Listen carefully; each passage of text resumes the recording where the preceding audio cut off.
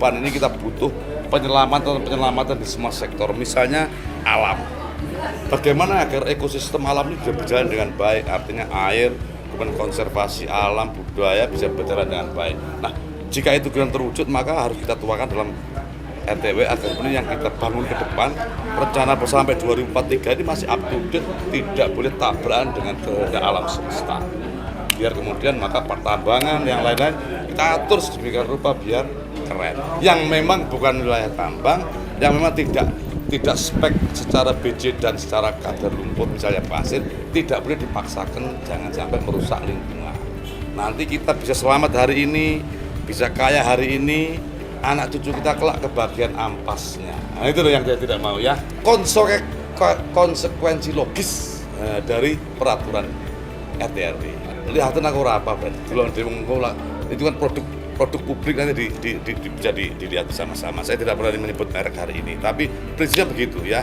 Mana wilayah pertanian, mana wilayah budaya, mana wilayah ekosistem alam itu kita tata dengan baik agar ke depan pembangunan ini berpihak kepada alam semesta, menjaga nih anak putu kita kelak. Oh itu tentang bukan, ini kata Madi sendiri tentang perangkat daerah. Jadi misalnya Bapeda Litbang menjadi Baperida Badan Riset dan Inovasi Daerah. Lalu kemudian BPD kita masukkan ke dalam perubahan itu. Ada beberapa alternatif yang sebetulnya pada waktu rapat lintas sektoral saya menyampaikan bagaimana prioritas itu bukan di existing. Ternyata turun hasil evaluasi itu ketika reaktivasi kereta api antara jalur Selahung Madiun itu ada 4. Yang pertama itu adalah existing, artinya akan mengaktifkan kembali rel-rel yang dulu, jalur yang dulu. Kita tetap akan berusaha bagaimana ketika reaktivasi ini tidak jatuh pada pilihan yang pertama. Itu yang pertama. Jadi ini relatif baru, tetapi saya pesan kepada seluruh masyarakat yang menghuni di sepanjang bantaran rel kereta api, yang penting tenang saja dulu, tidak perlu khawatir, tidak perlu galau, karena tentu kita akan memperjuangkan bagaimana supaya itu tidak terjadi di alternatif pertama.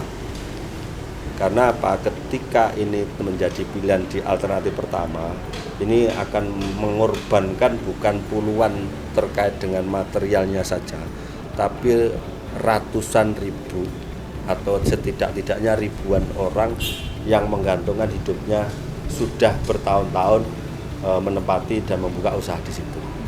Belum lagi termasuk untuk tempat tinggal.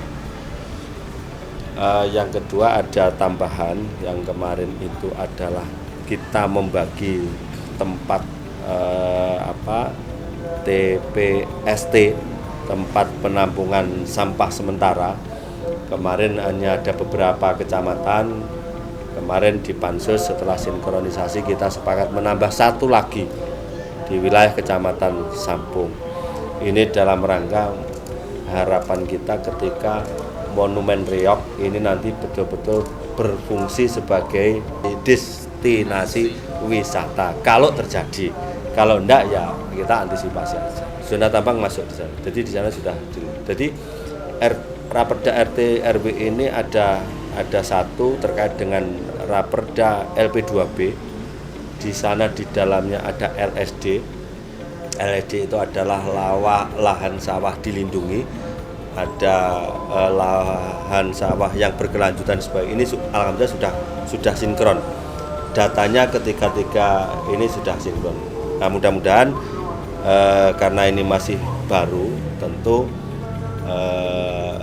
akan segera ditindaklanjuti oleh peraturan bupati, dan secara teknis mudah-mudahan kalau memang ada satu persoalan terkait dengan kepentingan masyarakat, kita berharap Bupati Ponorogo membuat peraturan bupati yang jangan sampai membuat masyarakat gaduh. Enggak, ini adalah kajian dari Kementerian Perhubungan Dirjen Perkeretaapian. Itu adalah kajian yang dilakukan oleh beberapa tahun yang lalu.